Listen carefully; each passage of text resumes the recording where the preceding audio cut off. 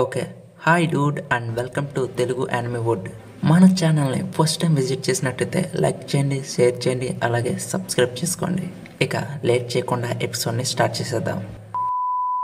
Previous ఎపిసోడ్లో అలా జరిగింది. ఆ విధంగా జరిగిన తర్వాత జింబే పవిత్రమైన మేరీ జాయ్ పై దాడి చేసిందా?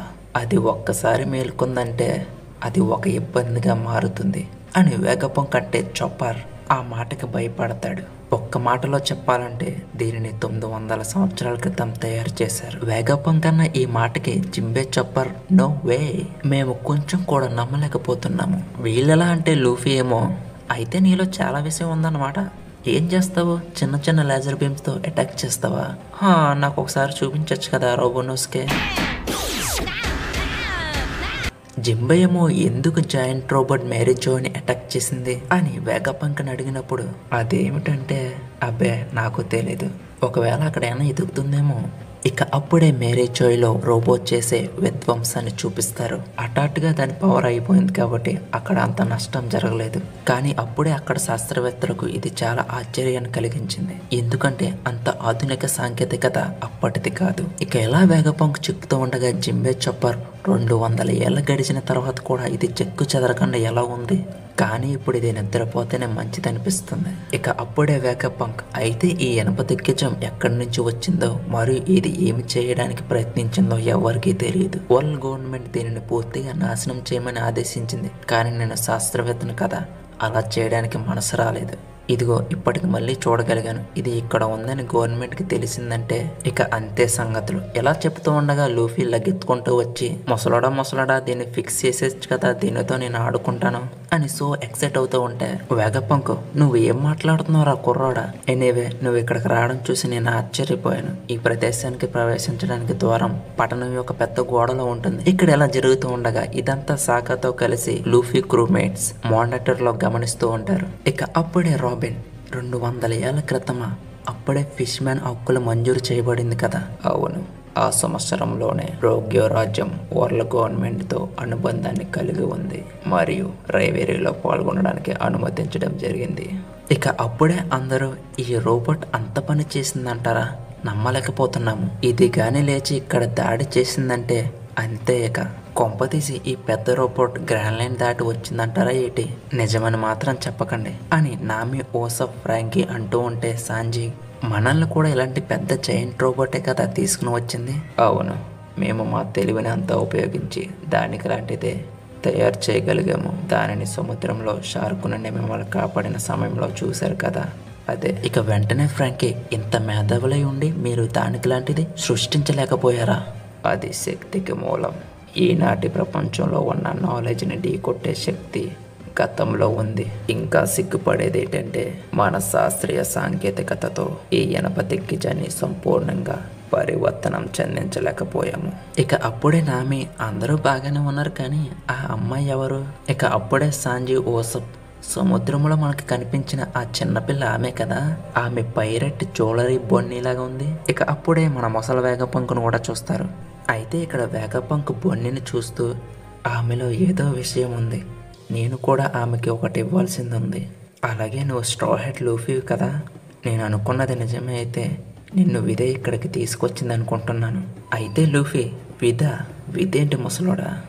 ఈ ఎగ్గ హెడ్ నుంచి నన్ను దూరంగా తీసుకెళ్ళడానికి వచ్చారు కదా. అయితే ఇక్కడ ఇంట్రెస్టింగ్ థింగ్ ఏంటంటే world government CP0 ship Egghead వైపు వస్తూ ఉంటుంది. ఇక అదే టైంలో సీ బీస్ట్ వెపన్స్ షిప్కి అడ్డంగా నిలబడి ఉంటాయి. ఇక అది చూసిన కాకు ఈ పొట్టి బుడంకాయలు మనకి అడ్డంగా వస్తారనుకుంటా. Sea beast weapons Egghead gate కి కాపలా కాస్తూ ఉంటాయి అని స్టెస్సీ అంటే లూసీ రెడీగా ఉండండి అబ్బాయిలు, ఏ చిన్న మూమెంట్ వచ్చినా కాల్చి పారేయండి. ఇక అప్పుడే ట్రాన్స్పోర్టర్ స్నేల్ తో లూసీ ఏజెంట్స్ మాట్లాడుతూ ఉంటారు. దిస్ ఈజ్ సైపర్పోల్ ఏజెంట్స్, ఎగ్గాడ్ పోర్ట్ లోకి ప్రవేశించడానికి మాకు అనుమతించండి. మీకు అర్థమైందని అనుకుంటున్నా, సైపర్పోల్ ఏజెంట్స్ ని లోపలికి అనుమతించండి. ఇక అప్పుడే లూసీ మీదకి ఒక చిన్న పెట్ట దాడి చేయబోతుంది. అయితే వెంటనే షిప్ లోంచి దాని మీదకు ఫైర్ చేయడంతో ఆ పెట్ట పని అయిపోతుంది. పెంపుడు జంతువులకి ట్రైనింగ్ ఇవ్వడం కూడా రాదు. ఇలా లూసీ అంటుండగా తన ఏజెంట్స్ వచ్చి ఇప్పుడే అగ్యాడ్లోంచి రిపోర్ట్ వచ్చింది సార్, జ్యువెలరీ బన్నీ అక్కడే ఉందని. అందరికంటే దీని టార్చర్ ఎక్కువైపోయింది. పదే పదే పారిపోతూ ఉంది. సరైన టైంలో కనిపించింది అంటే నేనే ఆమెను నిద్రపుచ్చుతాను. మరొక పక్క పైథాగోరస్ సాకా దగ్గరికి వెళ్ళి గవర్నమెంట్ షిప్ వచ్చిందని వారు పోర్టులోకి అనుమతించమంటున్నారు. ఇక్కడేమో సముద్రపు దొంగలు ఉన్నారు. ఇప్పుడు ఏం చేయమంటారు? అయితే సాంజీ ఫ్రాంకే మమ్మల్ని పట్టుకోవడం ఎవడ వల్ల కాదు అని అంటూ ఉండగా పైథాగోరస్ ఇక్కడ భయపడే విషయం ఏమిటంటే ఇక్కడికి వచ్చింది CP0 అంటే రాబీ లూసీ షిప్. ఇక లూఫీ టీం అందరూ వాడడానికి ఇక్కడికి వచ్చాడు అంటూ ఉండగా లిలిత్ మీరెందుకు భయపడుతున్నారు? మిమ్మల్ని ఎవడో పట్టుకోలేడు కదా. ఇక ఆ దెబ్బకి నామి ఓసప్పు మమ్మల్ని వదిలేయండి రా వెళ్ళిపోతాము. కానీ వెళ్ళలేరు, ఎందుకంటే షూస్ని లాక్ చేశారు కదా. కానీ ఇక్కడ ఇంట్రెస్టింగ్ థింగ్ ఏంటంటే ఫ్రాంకీ లూసీని ఎగురుతానంటాడు. ఇక్కడేమో సాంజీ నువ్వేం కంగారు పడుకు, ఎన్నిసార్లైనా నేను నిన్ను కాపాడుకుంటాను రాబీ-చాన్. ఇక పైథాగోరస్ సాకాని ఇప్పుడు ఏం చేయమంటారు అని అడిగితే సాకా పైథాగోరస్ ఆ షిప్లో ఉన్న వారికి చెప్పు సెరాఫిమ్ని ఇక్కడ వదిలేసి వెళ్ళిపోమని. ఏమిటి అడ్డగించడానికి సిద్ధమమంటారా? అయితే వరల్డ్ గవర్నమెంట్కి వారి అభ్యర్థనను మేము తిరస్కరించామని చెప్తాము. ఇక ఆ మాటకి లిలిత్ మీరు పోరాడడానికి సిద్ధంగా ఉన్నారా? ఇది నేను చూడాల్సిన దృశ్యమే. ఒక సైడ్ ఎలా ఉంటే మరొక సైడ్ కమబక కింగ్డంలో కోమా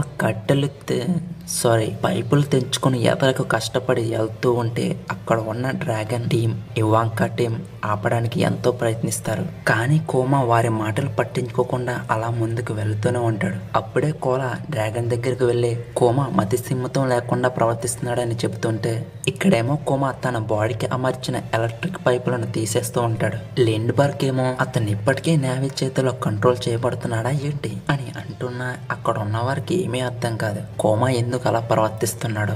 అలా కోమా ఎదరికి వెళ్తూ ఉండగానే నేలమై పడిపోతాడు. అదే టైంకే డ్రాగన్ మరియు ఇవాంకా అక్కడికి వస్తారు. కానీ వెంటనే కోమా లేచి పరిగెత్తడం స్టార్ట్ చేస్తాడు. నీకు ఏమైంది కోమా?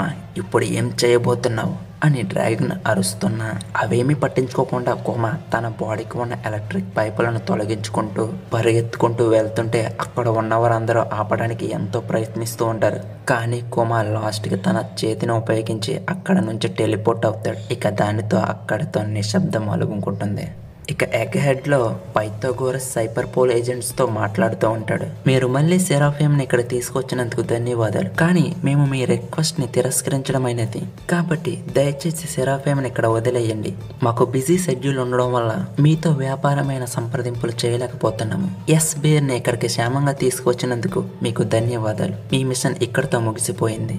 మీ పనితనానికి మా అభినందనలు.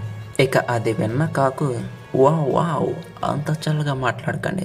మేము సుదీర్ఘ ప్రయాణం చేసి వచ్చాము. కొంచెం వెచ్చగా ఒక టీ కప్పు ఇస్తారా? అలాగే ఇక్కడ చల్లగా కూడా ఉంది. ఇక ఆ మాటకి పైథాగోరస్ అరేరే నేవల్ బ్రాంచ్ G14 ఇక్కడికి సమీపంలోనే ఉంది. మీరు అక్కడ ఎంతైనా తాగొచ్చు. అమ్మని ఎంత మాట అన్నారు. ఇక్కడ ఎంత చల్లగా ఉందో తెలుసా మీకు అని కాకు అంటుండగా అప్పుడే లూసీ డాక్టర్ వెగాపంక్ నువ్వేనా?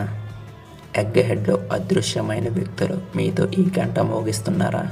ఆ మాటకి పైథాగోరస్ సాకా వైపు చూస్తే తల అటు ఇటు ఊపుతాడు. లిలిత్ ఏమో వాడు ఏం మాట్లాడుతున్నారా అని దేనముఖం వేసుకుని చూస్తూ ఉంటే పైథాగోరస్ మీరు ఎవరు అదృశ్యమయ్యారని చెప్తున్నారు? 2 నెలల క్రితం సైపర్ పోల్ నెంబర్ 5 యొక్క ఓడ, నెల క్రితం నెంబర్ 7, 2 వారాల క్రితం నెంబర్ 8, ఇలా 2 నెలల నుంచి ఎగ్ హెడ్కి వెళ్ళిన సైపర్ పోల్ ప్రభుత్వ నౌక ఒక్కటి కూడా తిరిగి రాలేదు.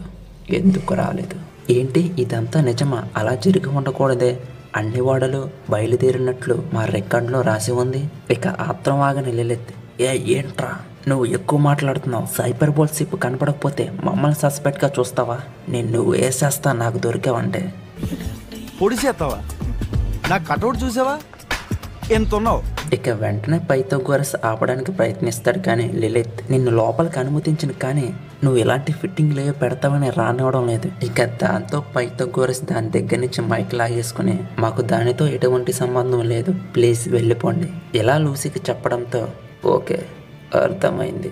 ఇక లూసీ అన్న మాట విని స్టెస్సీ మీరు ఇలా చెప్తున్నారంటే ఇక్కడ అంత సమయం ఉండదలా ఉంది. ఇప్పుడు ఏం చేద్దామంటావు లూసీ అని కాకు అంటే మనకి ఇంకా వేరే మార్గం లేదు. ఇక ఎగ్ హెడ్లో వేగపంక్ దాని యొక్క టెక్నాలజీ గురించి, ప్రపంచం ఫ్యూచర్లో ఎలా మారిపోతుందో అన్ని విషయాలు లూఫీకి, చాపర్కి, జింబేకి ఎక్స్ప్లెయిన్ చేస్తూ ఉంటాడు. వీళ్ళకి నాకులాగా ఏం అర్థం కాకపోయినా అర్థమైనట్లు నటిస్తూ ఉంటే వేగపంక్ నేను ఇలాంటివి ఎన్నో చేయాలనుకున్నాను, కానీ నేను కోరుకున్న శక్తిని సృష్టించలేకపోతున్నాను. అదుగో ఆ పురాతన శక్తి వనరుకు నేను చాలా దగ్గరగా వచ్చాను. అయితేనే ఈ పురాతన యంత్రానికి సైనికుడి నుంచి శక్తి వస్తుంది, కానీ నేను ఒక శాస్త్రవేత్తగా నా స్వభావం దాన్ని పరిశీలించమని ప్రేరేపిస్తుంది. ఆ నిషేధించబడిన చరిత్రను తెలుసుకున్నప్పుడు నేను ఏమి నేర్చుకుంటున్నాను అనే దానిపై ఆశ్చర్యంగా ఉన్నాను. అలాగే నా స్నేహితుడి ఇష్టాన్ని కొనసాగించే ప్రక్రియలో నేను దానిలో లోతుగా వెళ్ళాను. అయితే వేగపంక్ ఎలా చెబుతూ ఉండగా సీ బీస్ట్ వెపన్స్ కి చాలా ఆకలి వేయడంతో వాళ్ళ గవర్నమెంట్ షిప్ ని తినేస్తూ ఉంటాయి. ఇక అగేడ్లో వేగపంక్ ఉన్న దగ్గరలోనే ఒక పెద్ద బ్లాస్ట్ జరుగుతుంది. అది చూసిన వేగపంక్, నేను ఆ నిషేధించిన చరిత్రలోకి చాలా లోతుగా వెళ్ళాను. ఓహారలాగే నన్ను కూడా ఈ ప్రభుత్వం నిర్మూలించబోతుంది అబ్బాయిలు.